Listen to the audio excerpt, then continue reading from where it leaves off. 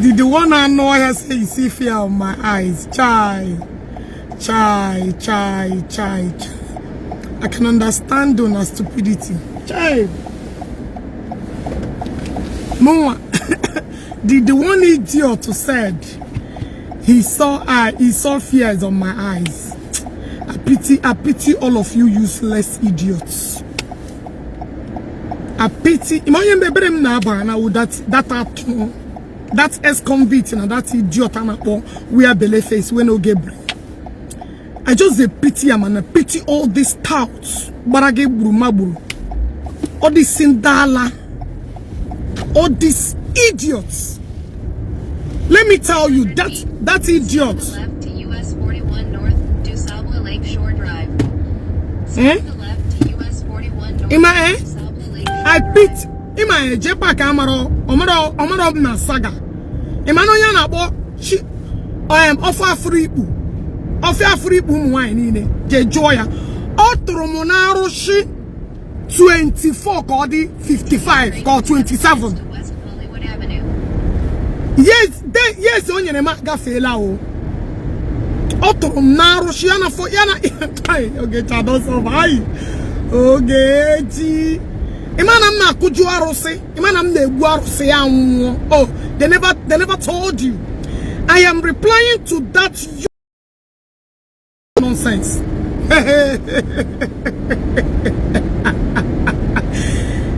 Maybe you don't know me too well. You better go and Google. Ogechi na offer free ibu anumanu. Omu mere people Jpac na offer fragu is fake as fake. Oh, maybe you don't know my history too well. Oh, body, abo. Oh my God, I'm busy today. My husband sent me an errand, and that I'm very busy. You know, Cherenum tomorrow. What do I make post tomorrow? Cherenum mapota. I got him busy. See, I'm running around. I'm having a lot of appointments before I go. Even I get my run late to work today. That thing needs to comment at that thing, eh? That thing needs to comment at that thing. It would negi na mon nagi without each other, leaving each other. Did you say you see fear in whose eyes? Onye? Ah, my goodness. Oh my goodness. These people don't know me. Powerless. Oh, you did home? Okay. You better go find out. You better go find out. Oh, the people matter that he's a pure scam. Now, the people where they go to challenge all this. You go and ask questions. Maybe you don't know. Okay, I've been in this game for long. And Jpac, tomorrow I will make a post because I cannot do anything. I'm running an errand, and if I don't complete this task, them get where me away. And I'm like you go where me away. So I need to make sure I complete it. But this time, question, you know, you're not Piasaga, but I can't do it. I got to finish what he sent me to do because it's a walk. Jerem tomorrow. Just relax, yeah. I got my blina. You know Jpac, eh? Oh my goodness. Oh, these people are very. He got a church, got me a wedding. Gano Mela, like I complain.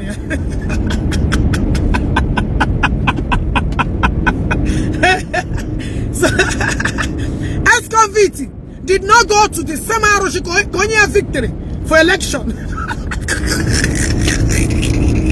Oh my goodness. Ex-convict, you are. You want to Gebu Jpac Yanwo. If you did not permit Jpac Yanwo, nobody. He can make it that kind, eh? He finish China, Ben Diaya, ridiculoya, eh? By then, get what I see any na Hichoganaka. Those contacts, don't even a Jpac Kayangala. Oh, second one. The same way in a job, Obako. This man is full of errors. Don't trust him. He is not worthy. This guy, I don't trust him. I just use him because I needed a flower. You have already been accomplishing it. My game at Jpac. He did not go and consult this your Oshishibara 20 years. Go and give victory. Why need the victory? You did not go and consult this person. So that Tabara could not.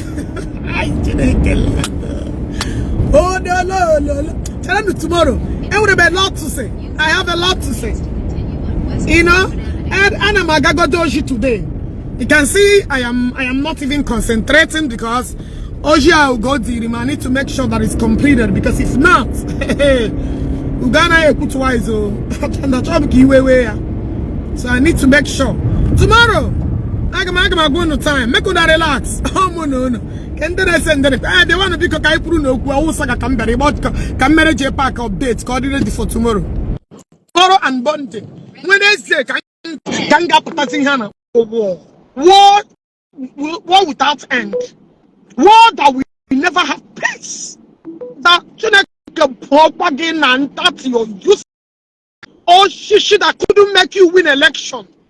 That useless that nonsense or she nga choro nda aquaria destiny unu there. That bunch of losers, bunch of fucked up lazy youths. That's what happened when wuru. Go get 5,000 to take your shia become a shia corner that couldn't you make on him. Eh? My I don't suffer. Sister in a chop that they denied you that Canada visa. Canada visa. You did not consult that Oshishi. Amadio Hababu, ask him, Aparia Kokwa, Igbo men, Ntapahuru, Kubwana, poor. Useless set of people, and who brain. Bunch of animals. How much can I go na Koshishi, Gina Kwaka, Fogofu. And I coach, imagine Oshishi. The main topic is that Oshishi, you run and one paramike. You have pro topics that started this Wahala. Gabana Queen, Tonda Gababu Oshishi. Chere, here's a gun no, and all that Nigeria come there, Ben Oshishi Manere. Chineka Piabu that you're useless. Okay, go back home. And the tomorrow just relax and eat you. Echika Atoga make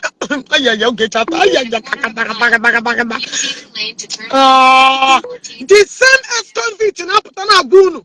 No, will I guarantee tip again anything. Get on Yahona, so you pay manage. So you buy Manuna. No, not tell us you're not supposed to go anywhere. Ma natural, ma waroshi, you know, all no time on your boy. That's gonna body begin so. And you will I guarantee this kind of a thing. When I say Bemanun. Now this is what I never seen this kind of thing before. So Saga they touch you like this. They carry people, they destroy them for years. They become a Baba Kono. Hey, I'm Woko to la was spam. A man now was spam. A man now collect. No, why would you reason normal? Why would you reason normal? Nah, I can't all I'm different. I do. I'm trying to add that it is not agree. Now this movie go last, oh, we go create a lot of episodes. Ogechi Njaka, ndewo. Ogede. Why who transport officer? But I know transport officer. I'm not like no put. Lolo Ogechi Njaka. Saga gina Jpac. I was showing a Lord Jpac. I hate to go for big. Don't call me that name. I don't want to see Ogechi Okeke. Okay. Because I get Jpac and she who need to. Jpac help our no so many. Jpac help our no.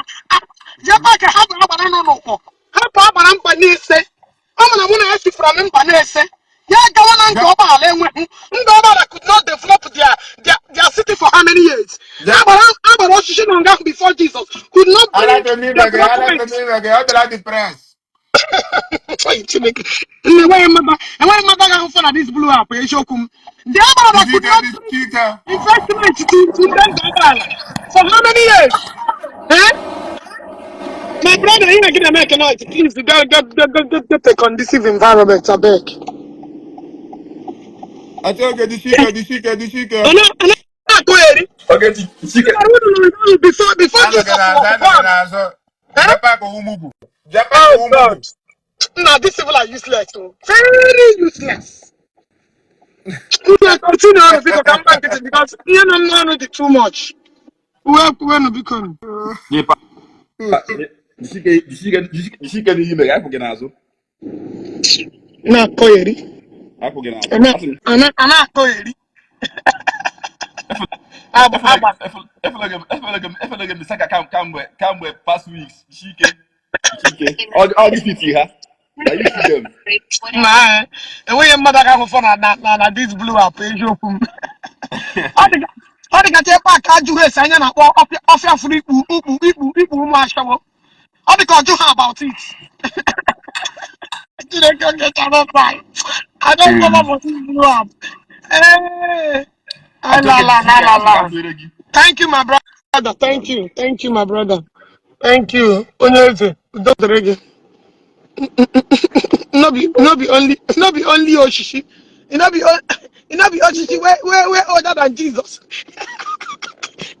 He did not ask question. Ah, tie. I went behind what na Nigeria.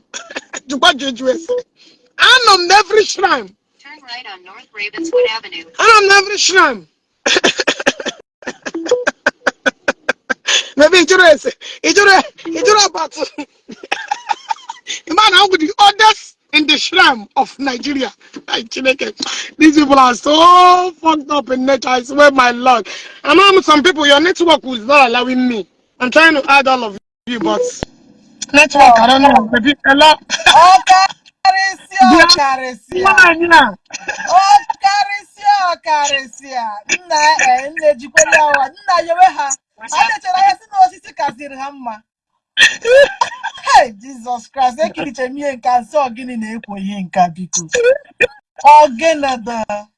Origin. Jpac. After you na see you oge o. Ewe comparison about you. Wero ko ye ga compare go. Jpac did not ask question. Ama money so Mba, my ex-convict. My ex-convict want to destroy him and dump him. Actually, waste entire life for ya. What I go? Ex-convict, it's already make sure I had damage data tunnel. More finish it ya, boss ya. Aha. Ye pete on me. You more finish it ya. Okay, finish here. Hey. Jpac will enter house. If I tell you I don't enter house since. Enter. Yeah, Social media. I got for n'ọkụ. Hey. Amarakwa ma when the mother na-agwakwa that man okwu nchanja. A na-agwakwa ya okwu.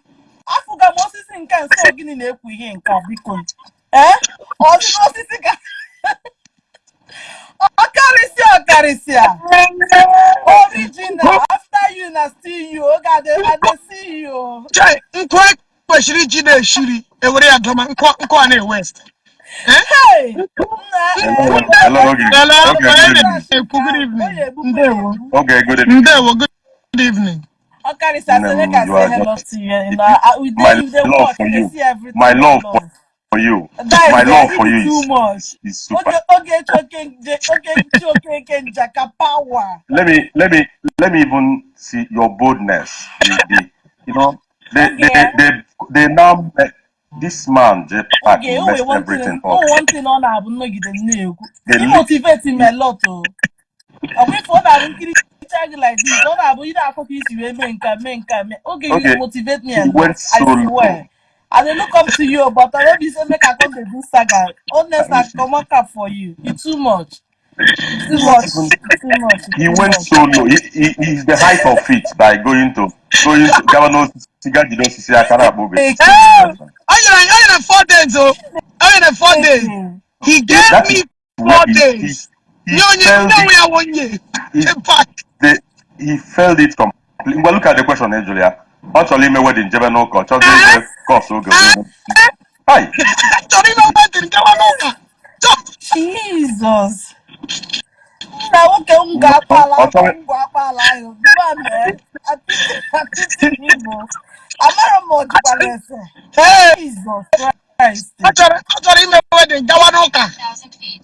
Turn east on West 4th that Avenue. question, Julia, can you went on this your life? I followed you. Okay. Jpac, the Okay. That camera single is love question. test. My Check sister, That the single question. test. If my I tell sister, you, chere, somebody kwuo okwu chere. Uwe, if my I brother. if I tell you the amount of that question should weaken the conscience of every right thinking Igbo man. Of course. That question has a price. That question has a price tag that's supposed to pull him down to a situation where he will cry and ask himself question.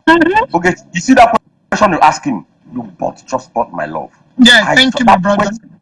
That question gave me another dimension of your wisdom, Thank you. understanding, the boldness, the courage. It's not everything, but that question's very simple. Thank you, my Oh, you brother. want to work, you go to church, you are looking for who to curse, you go to 3. Imagine that stupidity and that foolishness. I watch you come here and can so getting in That question, I just needed to talk to you. Thank you, my brother. I just needed to talk to you. Thank you, my brother. Okay, carry on. I now watch you. Thank you, I will you. super DK. Take care of yourself. Thank you, my brother. Take I care. just have to love. tell you that I love you. Thank you, my brother. That I question, love you that too. question, Bless you, waking brother. my conscience. Thank you. Thank you, my brother. Okay, dear. Take care of Thank you. yourself. You too, sir. Yeah, Okay, You welcome. too, take sir. Take care. care. Bye. Thank you, my Happy to stay. love. Yeah, bye, my love. Oh my goodness.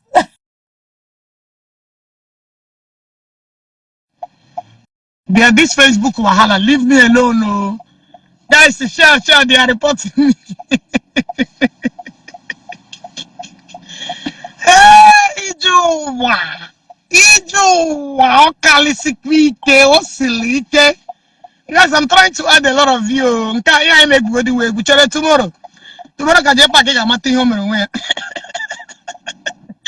On a deal somebody IQ ya the more than money boy aga arụsị. On North Bell Avenue. My brother Ogechi the very intelligent. Do you know that? Hello, my brother, you're welcome. You're Okay, highly welcome. Iri mmadụ. Iri mmadụ. Onye owere anyị. igwela ya ka anwụrụ. Ke onye owere ọsụga ya. Jesus. Jpac. Ekweta na ọ na-eme. 500 feet. Ọ na-echichi. West 4th Avenue. A gwara Jpac na ọ na-akpọ ntu. Ya gawa na ala ọkpọ ntu. Onye chọrọ ikwusa ekwusa that one. Ka o chere na nke a na-agbọ ntu. Ọ jụrụ ya ịkpọ ntu a wee ji okwu ọwa. Chinasi m gị tomorrow. Ya gawa ala ọkpọ ntu. I wrote all my points down. Igwejara egweja. City Avenue. Igosila ya na nwaanyị ka nwoke. Enwe nwaanyị ka nwoke. Yawuru na ex-convict enyi ya nwoke destroy hụ ya. That man will not leave him. That man will make sure that all finish his remaining. I think that idiot and a ex-convict. I think that man, he has a mission. Jpac mission. Now let me tell you another thing. Imagine, Okanambra Diebuba, Borogichewa nowhere. He will from an Unagishi from Mpanese. Munage with the same Mpanese where he get a Kosara nearby money. Ebani Shipotowa. An idiot for Kefe that Syria could not win election for him. Do you know that that man has subdued you and collected the destiny? Imanoga there, go and collect the amount of power as an Anambra man. Imagine how you have belittled yourself. Imagine when I tell you today you lack common sense, your IQ is very poor. Until you realize who you imagine an Anambra man and half power and in an Anambra. Gawana. I love once. Hey, Jesus. The same three not there. And then go about for years. No development came into their place. The same three could not give them development for how many years? And for the same three Hanaga, if not that God intervened, you saw Ebukobi, Hagan and Gobala. Gobala can till today. They don't have lights. The same thing Jigitarunu. None of your youth to Panuru through time. You don't have common sense. Common sense you lack. Common sense. Honestly. Okay, the shike. I forget now.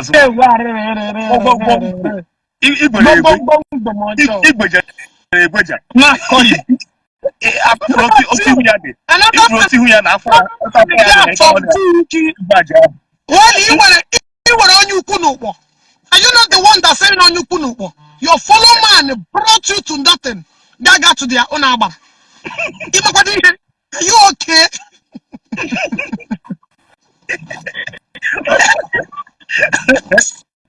It's a good barrier. My sister, go ahead, Joe. My sister, go ahead, Joe. I Time to go get out. They were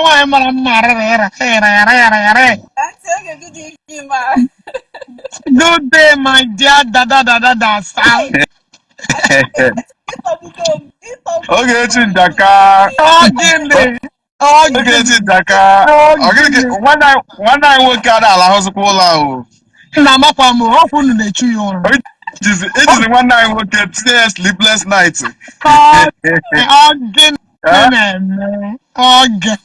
What is going on? I'm gonna be hopeful.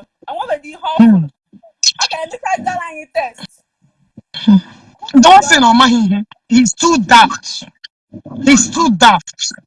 When I get a Jpac with a very low IQ, you did not believe me.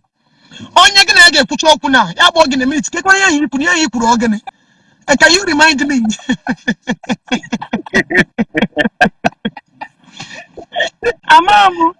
I was trying to bring a lot of people. I'm not coming here and media network. You know, and I call it. Tomorrow, you guys should not forget to join my life. Jpac. Share this program. They are reporting it. Share. Become. I think already tomorrow. Yeah, tomorrow. Share the program. Tomorrow, I'm gonna post. They alert. I'm gonna post the time I'm coming. You got bam tomorrow. Dokashia. You know, Two of them now. Two of them are not partner in crime. Not them, man, do ex-convict. Not do ya. I will scatter their lives. Okongu Dibia, don't hand Chani never. No, Okongu Dibia when man or when you he's sick. That person is already dead. Let me focus on them Puropota. You want to go? I don't want to be distracted. I want to focus on them Puropota. I'm not here to get a lot of network. I'm not here about Nigerian problem. I don't know. You want to go? Gana comment how opposed to people finish your lady. Give us some chia. Gana comment. Yen the money na gwa eba. All the give comedy grad. I shall have not provided evidence. The first evidence in no scrutinize yale. I gave you guys EK is number one evidence. Yeah, guy by question evidence here. O mention who to laya or want to or mention who to land or want to have any or to lana. Now we have evidence, If any ammo has ever entered this hotel, the most important person, if actually want to learn who share no shishiaho. You want to learn who get share no shishiaho. Evidence to Bukweki. Man of evidence, Gana evidence.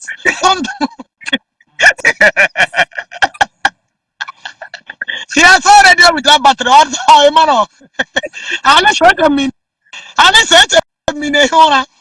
I thought you were sleeping. Now that report to my video. Guys say share. I couldn't leave my video alone. Now these people who they will enjoy. Especially when I was like this. Share no she's ask your to la man want to. I will joke whoever no window want to. Let you can dala. Bunch of idiot. Okay, Ikaraka. Idiot. How can you serve two masters at a time? Think in a church away, dear. You know that you're not. People will look at you like you're useless because they don't know where you belong. You don't know where you belong. and nothing you make will work. Let's assume I'm guilty. Because of your stopping 2 months at a time, nothing will work. Okay, you in a church and not already for how many months? You guys are useless. Bunch of confused idiots when we get common sense. God.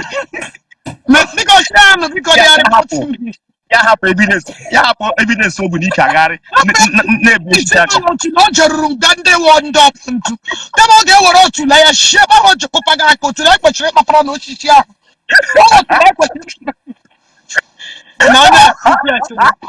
When I the very useless. I did not accuse your hand. All I accused was your eye. You actually were to the papa one and do shit. Tomorrow, make sure I don't miss my program.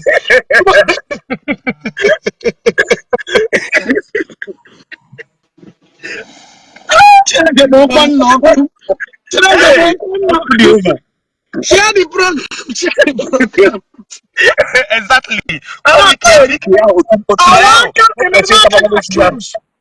And then I'm one go accuse you really wrong. Papa no shishi ahu too. Papa bo tulage. Gabe were aka kopama. Amado hamo. You need to go back there. You need to go back there. Let me early tomorrow can go how you gonna nurture that your rubbish nigga. You need to go back there. We're on again. You pupara. Get what tulage. Otulama. Amu papa. Simple. Hello? Hello? Hello? Don't join them. How far? In a home, money, go. Can you hear me? Huh? Hello? Yeah, good evening, ma. Yeah, good evening. In electronics. No accessories. Okay. You're welcome. How are you? I'm fine. I just want to applaud you, Jishike. No? Thank you. Thank you. Thank you. Yes. In Jesus' name. Amen. Thank you. Thank Thank you, my sister. The business again I got. Oh, about key locator. Abia State. Because Jenna the state got patronized and our sister. Oh, Jenny get patronized here because on a accessories, each all accessories. JB Ajezoria. Oh, wine and bambo. These are the women. And I hear GK. Huh? They are not in a group where they use their EK to sell. Because God get a patronized. I will market a ban on Wehuru. No what I go. All right, Jishike na. Thank you. Barage. Jishike. God bless you. Dala. Ana koye. Na koye. Ya gati. Tomorrow, I want a lot because I let video man I drop on my point. Drop on my tomorrow. Everybody get on ready tomorrow. We will see to the end of this. Igawa Benaba. My brother on your sumeni, if you have destroy your business here. Ichafole. Nke to DJ mega arrest. Gaga Egypt. Did you remember that when many people you destroyed their lives? Did you ever take them? People that I destroyed their life, you never see anything. My brother on your sumeni. Ofunne chimgaba destroy your business here. That's what he made arrest in Egypt. You did not remember the people that you shattered their marriages, women you called that shower and labeled them different manner of. Because continue on because na kairia gacha ma na gacha ma gang bang bang bang bang bang. Hello, can you guys hear me? Continue because hello. I not need it. We'll check them. Nah, I beg it, my brother. I beg it, bro. Jpac have Ikea. Ikea Tatama Shishi. Here we are. What an irony of life. Mother baby dance. Happy evidence.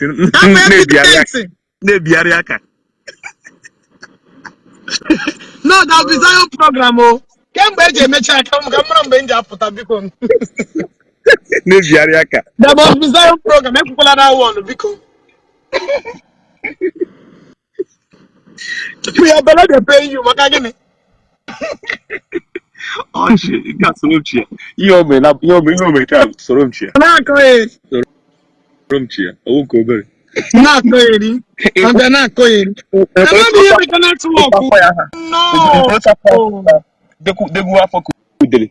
Oh my God, I report the video. Click love and like. They are reporting it. Click share. Not going. Tomorrow, don't forget my program. I'm on appointment. I'm not here. I'm not for a long time. I'm a Shia Gawarin. Okay, one name madu. Chere ka nju. Okay, Jpac. Where Jpac kpọrọ aha ebe a. Where ọ kpọrọ aha sele kwa ihe buru ya. Iko tụle ya ha, o kwuru maka ya.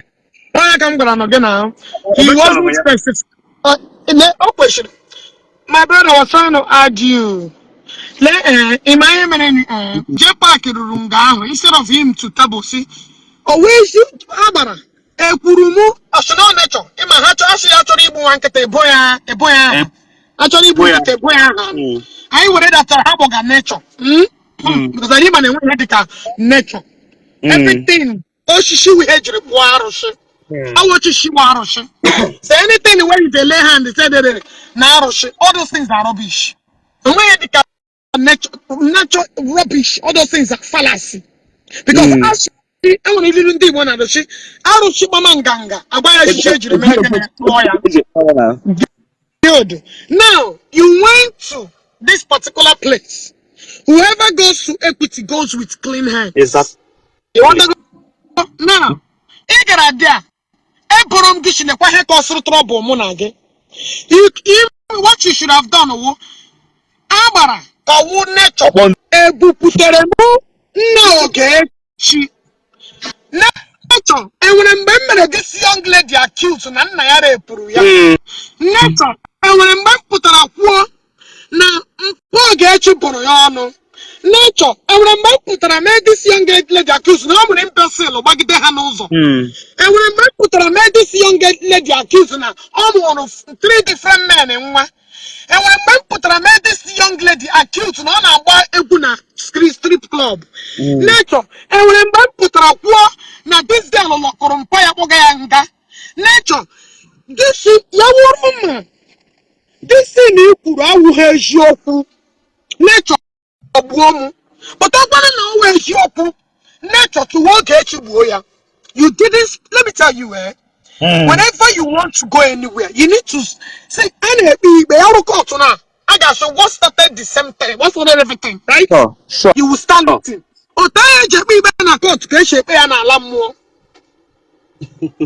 Exactly. You want everything na social media na enwere nke we eziokwu. That's in the tumambu. But that this thing gebuki you wasn't specified. You just na tampa rubbish na akoko. E garadia na everything mu gwara gi na imere mu na mtugidere ga ashe. To say nature do not ask question to Ogechi ko bu Ogechi. I want to understand it. Challenge tomorrow. I'm going to be my history Ghana nature. I'm water the basic. I'm actually the architect of you going there.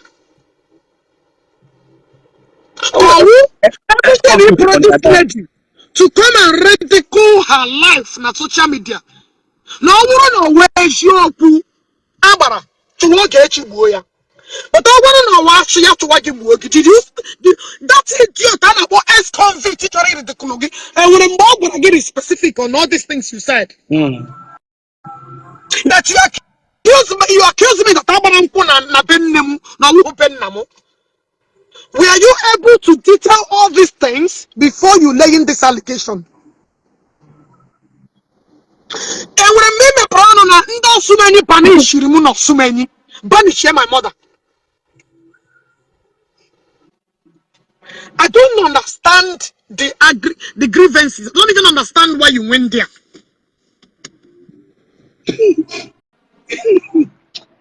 I want to understand because when you go there, you need to tell them there's certain reason. That everything you stated is nothing but the truth. Now, but I want to get Ogechi Okeke. Ya kwana ikuru ye choku chuma Ogechi buoya. Is it not the basic way to deal with this thing? That this false information you brought out in the blogger say bunde hetero Ogechi naturally e puriyanaga. No one always shoku chuma mbuom. You lied against me with all manner of lies, and you still went to Abara. I'm confused. I'm confused. Ikuru na nna m na ore epuru mu. Ikuru na m lokuru nna m ya aga nga 3 years. Echefu. Ikuru na Ogechi ma na ị ga-ewepụta video ebe Ogechi na nna ya na-alụ ọkụ. Ikuru that the mpamu na m shi na mpamu re epuru mu. Maybe you have forgotten. I'm reminding you. Ikuru that na m lokuru mpamu up no obodo. Ikuru that nna m no ụtọ nwa mụrụ ya na ọmụ gbara gị. Ikpuru that my mother was caught ebe ọ na-edi na nwoke ọzọ achụpụ ya. Ikpuru na ndị ọsụmendị banishiri mụ asị nwa ha. Ikpuru na ewediri mụ na ebe m mere traditional wedding n'ala Igbo na ọ na nke my mother. Maybe you have forgotten all the damage, fucked up story you put out there 2019 and 2017. That all bloggers in the I capitalize here today. Burianaga. And you think I will spare you? Hell fucking no. You need to go back to that Abara. List everything I stated here. You want to go? And then now we begin. That job Abara buputere picture nama. Ko another person buputere ya. Akwa he pitoroku.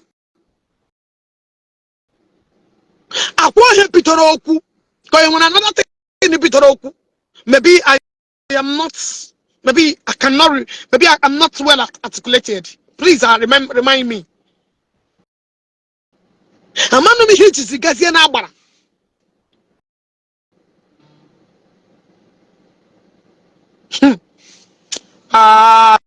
One can get a CBO.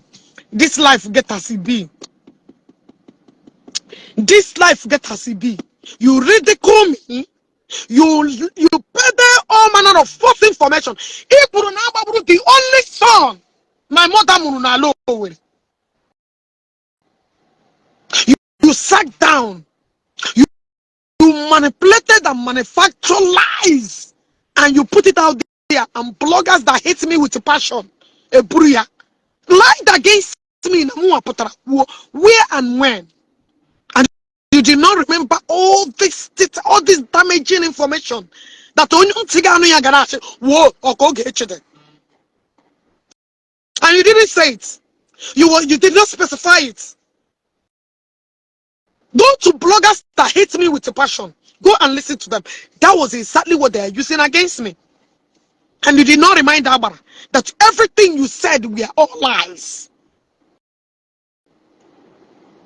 Imagine that he gave me one you know way put an empire repuria.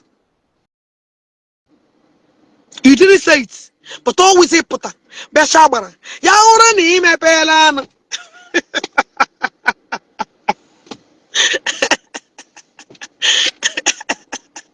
Hey, did I get that? Oh my goodness. Igabamu wall. That's your prostitute wife that you were chatting and then you go on a record where she pushed water. That's a show woman guy which their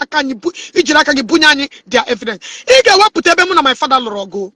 I am not leaving you anytime soon. I am not leaving you. We are just starting our journey.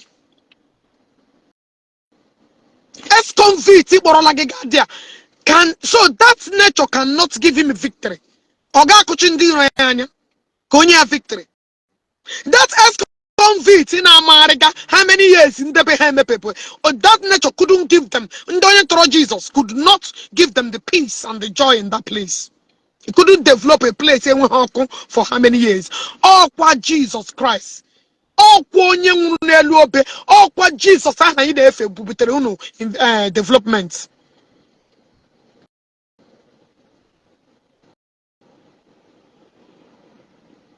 Let me block this Chris. Marry some Odum. Oh yeah. Otila. Goodbye. Goodbye. You want to go? So keep lying to yourself. Ghana bara osumeni. Muna gi when ambara. I know namba ne se. I know namba ne se. Muna gi ne shiko eriko. Go to namba ne se ambara. Amro ha osumeni wupo. We are namba ne se. We are one in accord. Oye jishi namba ne se. Namba ne mesi fike. 5 of us. JD Adeshi, everything you have ever said, na lo swa, na lo kwa, konchubamonage. That is it. Why would you leave Ebe? Adekana, Eba amunomo. Ga hapu Ebe amunoge. Hapu mbaga alrugo ga gawana ngobala. Ga gawana ala ontu Eba no. Oweba nke bitoro na wagedi ntu. Oweba ka bitoro bo wagedi ntu. You went to allow one to. Amam na do no na hekwe. The thing you keep saying that network una I don't know. Amam, I don't know. Check your network un. Eh? Gaga wana la gebe mo na gibe. Go and summon me na losumeni. Eba ho ka mo. Eba ka m shiputo wa. I was born and dedicated to Allah. Anu me mini osunne mu nyere mi ya. Water enyere mi ya. Go to our land amono mo na gi. Can present here all the damage you made to me and the ones made to you? Can who's on your baraga? Let's see. I'm gonna get you from a different place. How did you go to Imo State? Imo State. Mama himself. My mother is from Imo State. Negina nagishi from Anambra. Kezi he baragichwana na this place. Anamaju. Kezi baragichama to another destination of our place. Okay, can you Thank you, my sister. Okay, Hey! Hey! Chara munema po chai. Oh, nannemu. Arida chim gabia. Arida sai gabia wedding no biko no. Auntie, okay, you have to prove the Ghana book it at a column, one and one, from from Eki, eh? Yapon in Frebe gas at the full with them, my matches, and no Saka. Oh, when kitchen said to when it's it. One nigga walking on Ethiopia, maybe no sitting here in the new your gadget is people. Can you make here? Go the interest in Media. And the working. Landing Kegi, Apatago Mandina Patagana, or Sagana, you know, get his also alone can name me. Oh, when Dina to be mamma. I told you good evening, ma'am. Dina Madi woman, if you big was so. The second person, yes, Hakano. My retired, not tired. Thank you. Figure, it was so much. Nkiru oji voice again and play now about because happen get a man Nkiru.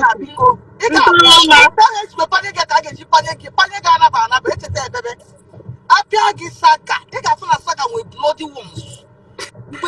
Okay. Now, I'm not looking Nkiru. Saga, change I call all this why. So Saga pioneers are put up in the build,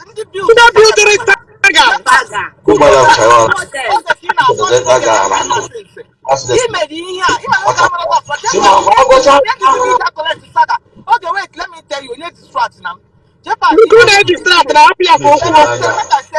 Jpac, when you machine do one ticket, Manuna Amaro, Equeso, Kewu, Jpac, when what put at him, Ogechi Okeke or can't send a hand percentage. The guy going on no.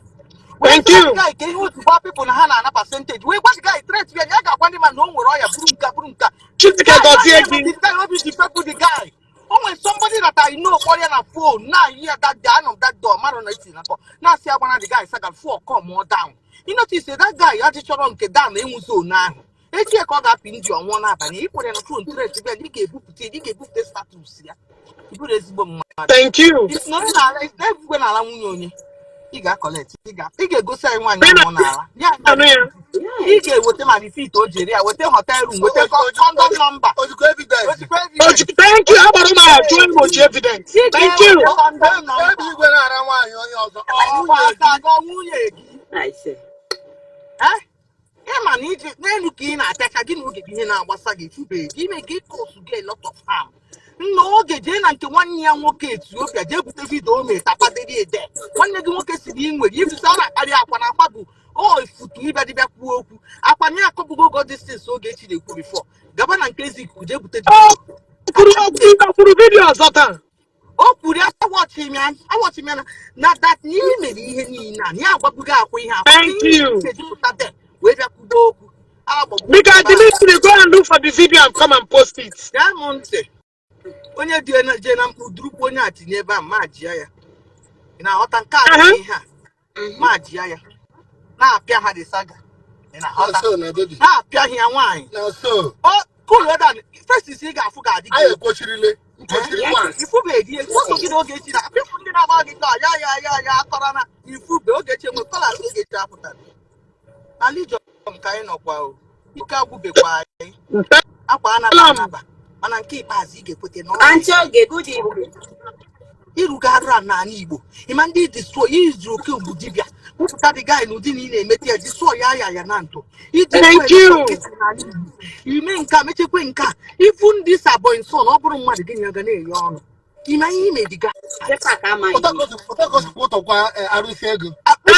ịma ndị imegoro ihe ịmaka ngwa gị eziokwu ịma na onye ị na-ekiri ife ihe o mere Obi Kubana onye akpụpụtara gị ka ngwa gị some of the big men bịara gị wedin na-atụ gị ụjọ maka saga ịma na ndị big men adalaik adọgharịa ha go a lot of people mgbe ahụ a dọrọ odubeje ndị vileji ndị ahụ ndị zọkụtara ya kwema na Jpac akwụkwọ ebe ochi onye jefọfta dị vidio isi jefọfta nwoke mmadụ n'ọrụ onwe ebe ọ nọ jepostuo ya Chineke kpọọ gị ọkụ gwa nwaanyị mmadụ ebe isi weta pikchọ mpe Jpac na-arụ brikila ọzọ brikila ka na-arụ bifo na Jpac na-eme brikila nwere afta biko ị ga-egosi ebe egwu igwe jiri nwunye mmadụ exactly everybody to hold this guy you go evidence gosi anyị nwaanyị anyị si ebube n'ala bụ my own sister ma ajọsọ mgbaji nkịta ọ nwanne m nwaanyị oge ịma hụ ị ga-ama onye nna ekwu ị ga-egosi anyị ebe mara amana m onye ka ị na-akọrọ ị ga-egosikwa my sister my own sister ị ga-egosikwa anyị hotel ebe ọ nọ wee rie ahụ even self nye anyị ma room number anyị need room number ọ bụ na anyị use condom that day gwa anyị nke ọbụla you need to tell us when time comes ị na-agbara ije na mkpu ka akọwa akọ mkpu n'oge akọzi na akọ mkpu nna anyị onye a ihe ọ chọ na-enye ihe ndị sokwe na na-amapụta ndị nke sokwe gị na-aza na-amapụta ekwekwenye ya nwe udo na Krismas enyekwana onye a peace n'inye ya onye ọbụla me and my baby stand with Ogechi. Thank you my brother ụmụnne ji m nkiri otu nne m kpoo otu nne m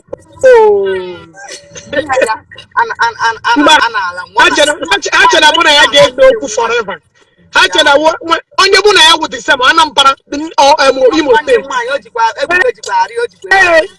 nwere ihe mmadụ mee this boy aka na-ekwukwa ikwu ọzọ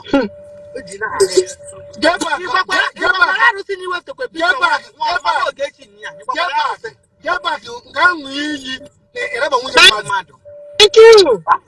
Thank you.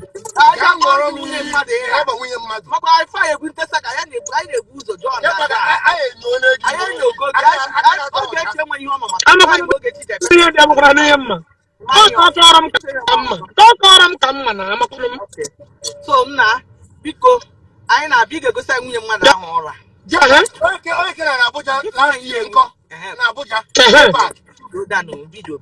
bido si na ebido bụ oge gbanye ya oge gbaa ya dịtị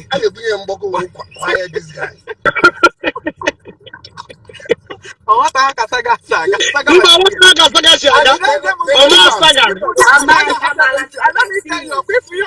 nke ikpeazụ anyị n'ijozi otu saga matiri ihe anyị chọ fresh one.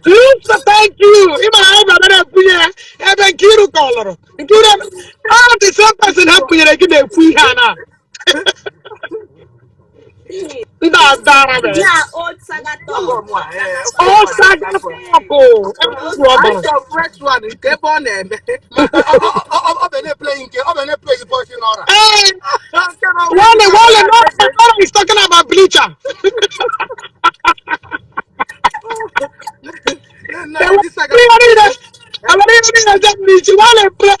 He's talking about bleacher.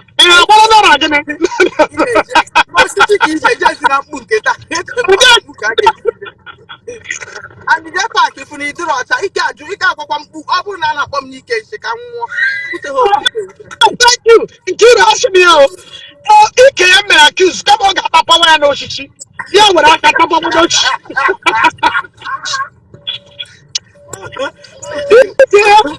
Ike name accused. Yeah, Ike name accused. Okay, you are not the first person that said that thing. Thank you. Thank you. Contact letter and Oh, yeah, immediately, oh, Gamma, Woka. You know, to go to Casa was like, okay, me a job. Would you, Matino, Jabuina, Sagandonia? So cool, that. Oh, don't get a man to come there. Could I want to be a former? I love Kaya, you can put my name go demand. You make it wait the page. You my foundation. Exactly. Jpac, why you on your ex-girlfriend? No, like this. I'm going. Jpac, why on your ex-girlfriend? No, like this. Let's go.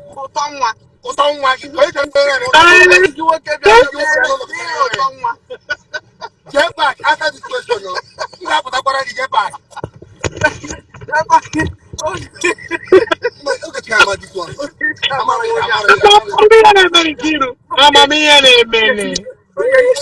I actually have Joy Jpac. Come on, I'm a former. You are young, what kind of ex-girlfriend? you but not to auto or put give me. Or when you it is again or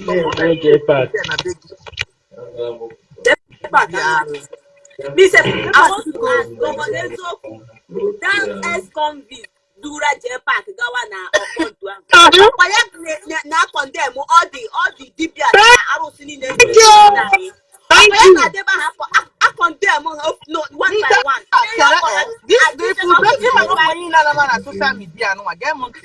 If you don't set it, the Tom Bahane promote to Hana, we make it have a tax collector, honey, you have 250. We had to for the coach. Yes. You keep pushing back. Yes.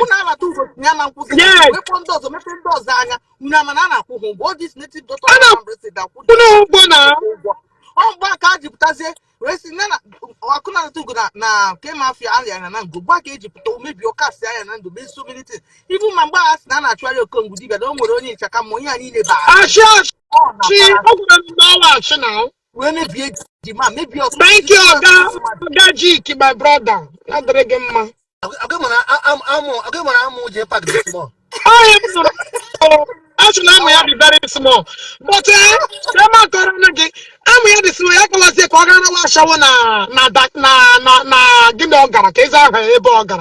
that Dakar.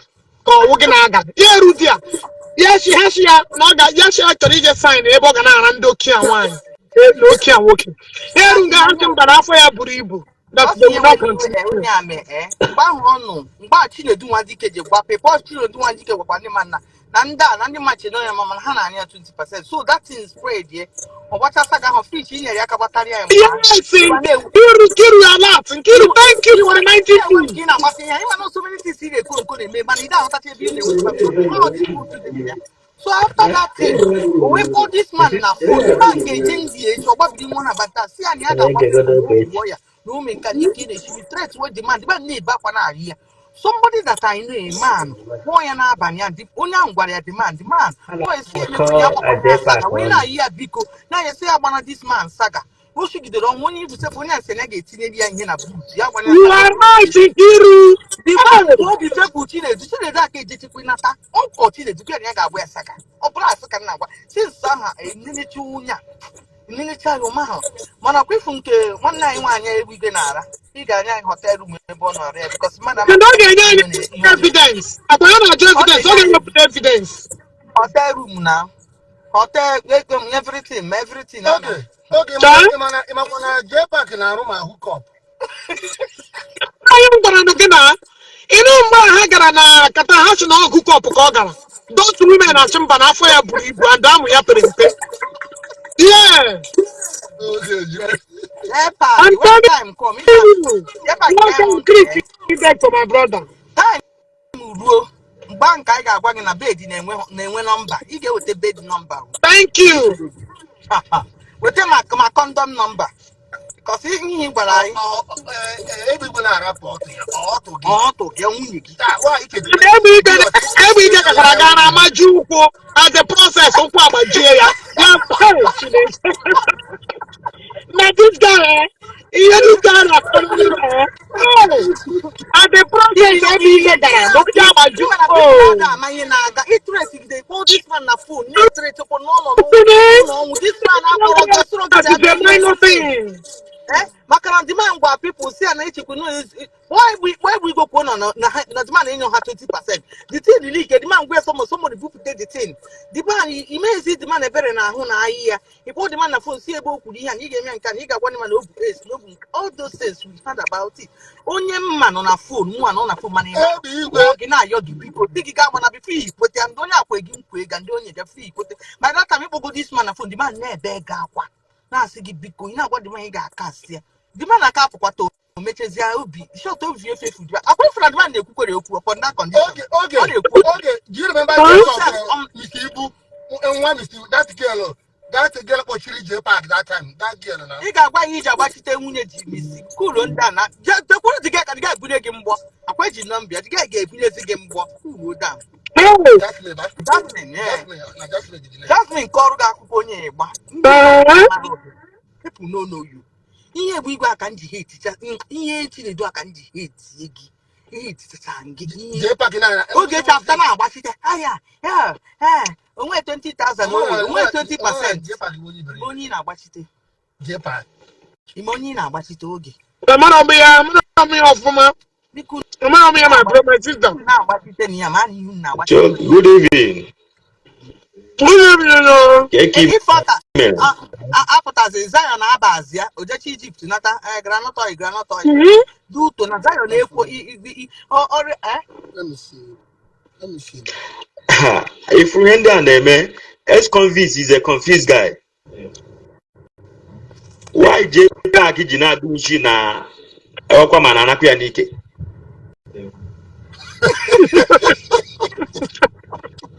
Yes, now.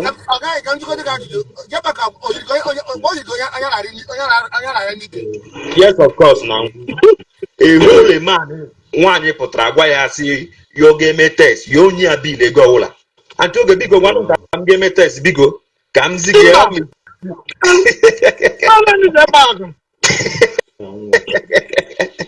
just imagine.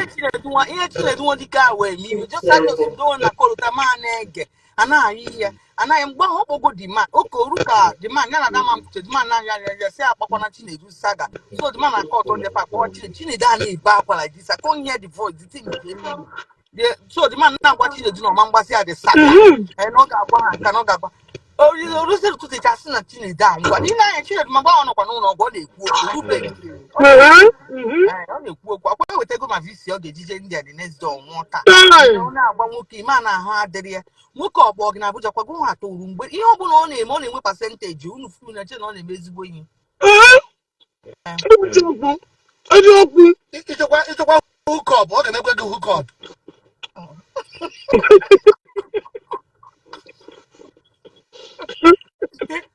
I don't mind, but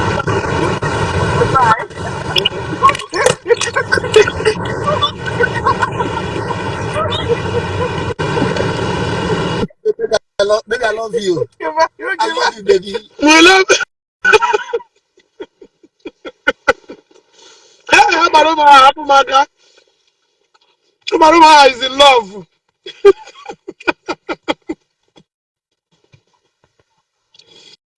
Abunumo, and when love, oh, Chacha, Biaba, Bialero, Chacha, and then Bialero, and love, and then when no love, cheap a lot.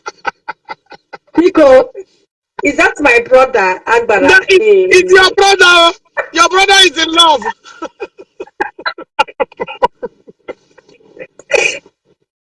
Is that my brother, Agbara? Hey, I will give testimony. I'm so happy. I'm telling I'm you. so happy. Oh my goodness, John, I love you. That This life, eh?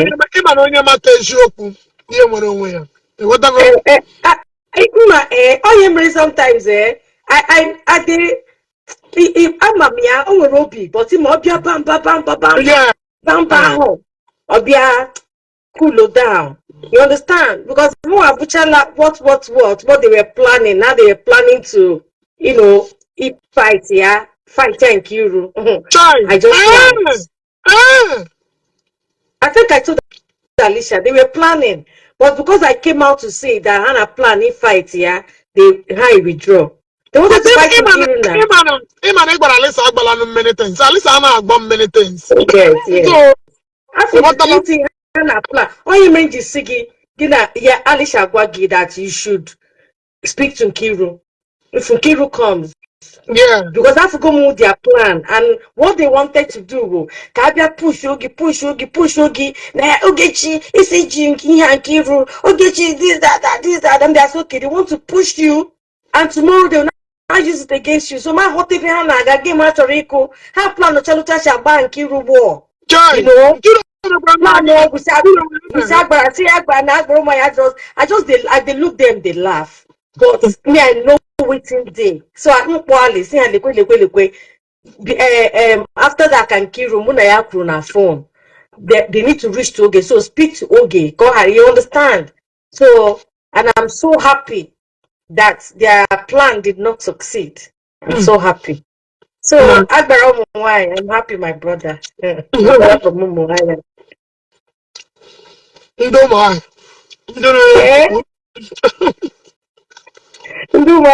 I na the calculative. I never put a bamba. Each eye are the correct. I am the calculative. But it is well, Sha. There's nothing like peace. Only the cow, because after maybe and Agara Ukosisi, this saga, the movie, this Netflix, too sweet. So when you recorded video, so now I see from burial ground, from Odumodu to burial ground, so Kosisi to Sharma.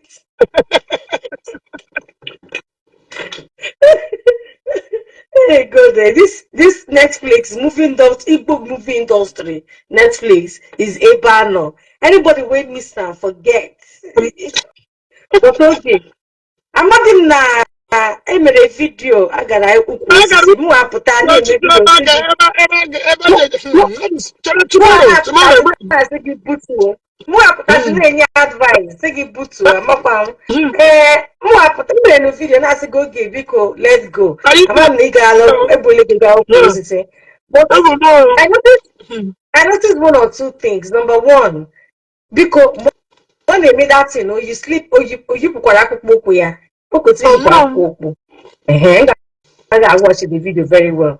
Number one is meant to connect with the earth. If actually, ọ ga-abịa agwa anyị maka dị n'ọnwụ a ọ kwesịrị ide ebe a sị na pichọ ejibu ya ebubo na ọ bụ onye a na-akpọ Chichi London onye a na-akpọchi pilot na onye a wepụtara 15 ebe a kwesịrị kọpụta ya and Ogechi papa gị repụrụ go ị na-atụ achị Ogechi ị na-agba klọb na Chicago ị na-eme stripper Ogechi nwa gị wee mbe ọ bụ na ọchịka tụtere gị osisi a n'ala ya kụwukwe ma ọ bụ na ọmụ wepụtara pikchọ papa gị a na-ebu m ebubo osisi aleka otu ahụ ji si na ọ bụ na ọmụ wepụtara pikchọ ahụ papa gị nọ n'elu bed elu n'ala kụwuo mụ pụta ọ bụ na ọmụ bụrụ ọmụ onye ọla wepụtara elu na adị ga-akụ ya kwesịrị ime bụ ọ ga-eyipụ akpụkpọ ụkwụ ya tinye ụkwụ ya make connection with the earth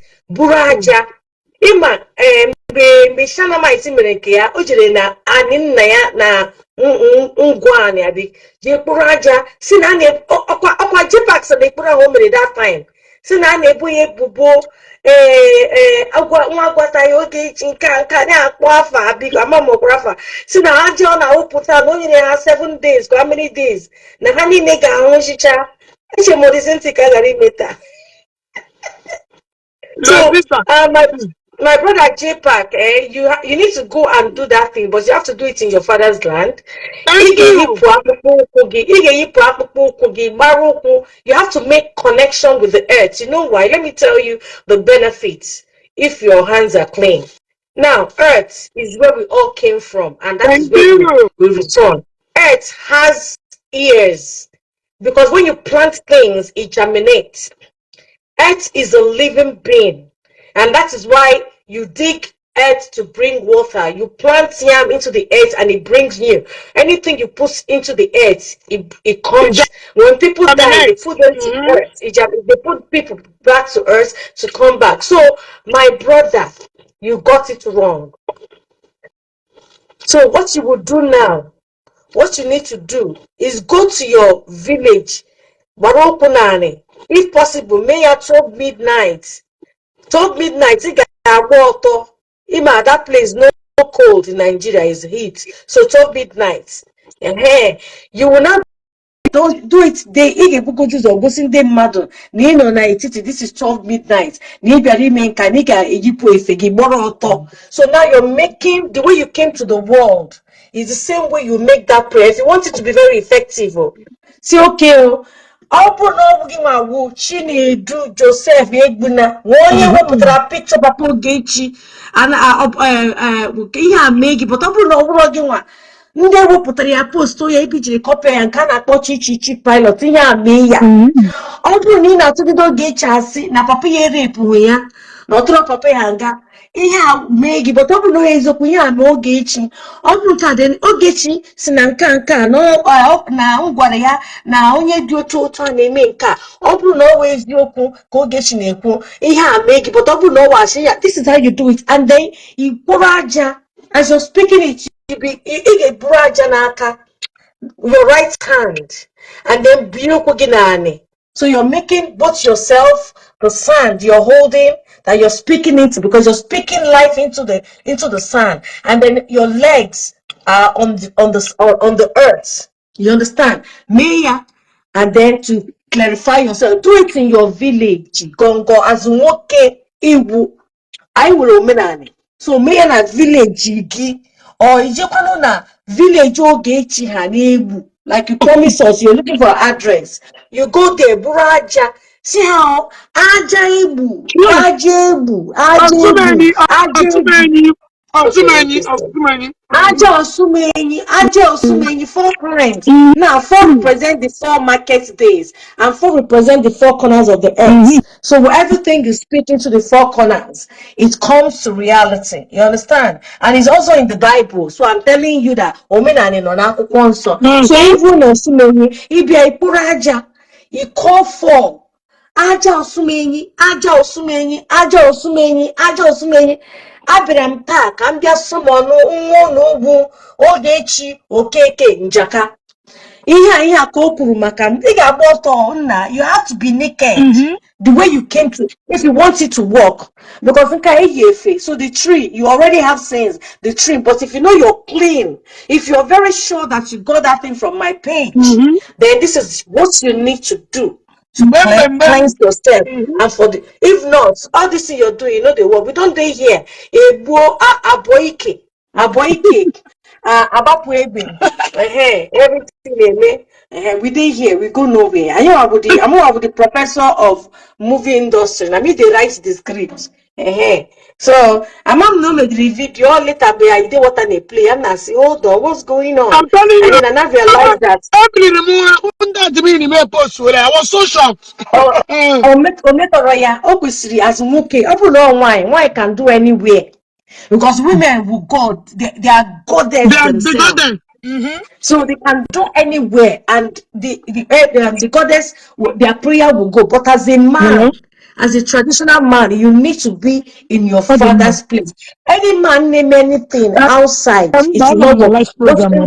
But a woman can true because women bet forth. Oh, nine na mumwa. So, but all Bruna, Igbo Siga na ala nna gị jee kpụrụ aja. But a woman can do it anywhere in the world. That is how it will work. Okay, can happen again. Thank you. Okay, sir. Okay, sir. Okay, sir. Okay, sir. Thank you. All right, sir.